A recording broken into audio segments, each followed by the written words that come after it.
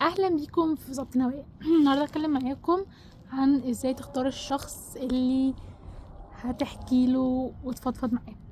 تمام.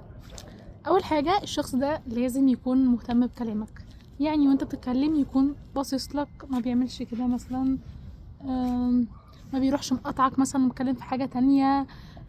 ممكن تسأله سؤال في النص كده تشوفه متابع معاك ولا لا، يكون بيقولك مهتم، بيبصلك. دي اول حاجه، ان هو يكون سامعك فعلا، يعني يكون باصص لك وسامعك منصت اليك.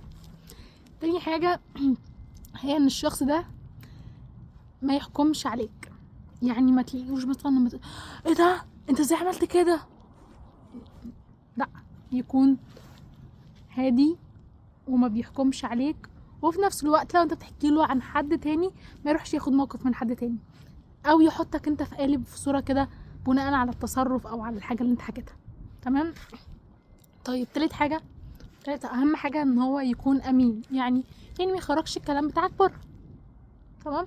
طيب وانا هعرف ده ازاي؟ هتعرف ده انك هتعمل تيست، يعني هتديله معلومة كده، يعني انت شفت شخص ان انا حاسة ان انا عايزة اتكلم معاه مش عارفة ايه، فمش بنثق على طول كده ونقعد نحكي كل حاجة، بنقول معلومة مثلا ممكن تكون مش همانة قوي، بس تبان انها معلومة يعني.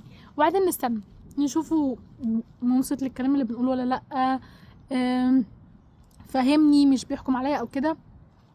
فده بيبان في الاول، او انا بتكلم معاه الحاجتين دول بيبانوا. فلو هو مش كده فخلاص خلص الموضوع، مش هكلم معاه تاني يعني اخلي بالي لو جيت افتح، لا افتكري لما المره اللي فاتت حصل كذا. تاني حاجه بقى اللي بياخد وقت شويه هو كونك تعرف هو امين ولا لا على سرك، بيبان مع الوقت. وشويه بشويه بقى يعني نثق في الناس كده، والناس الصح يعني. ماشي. شكرا لكم، سلام.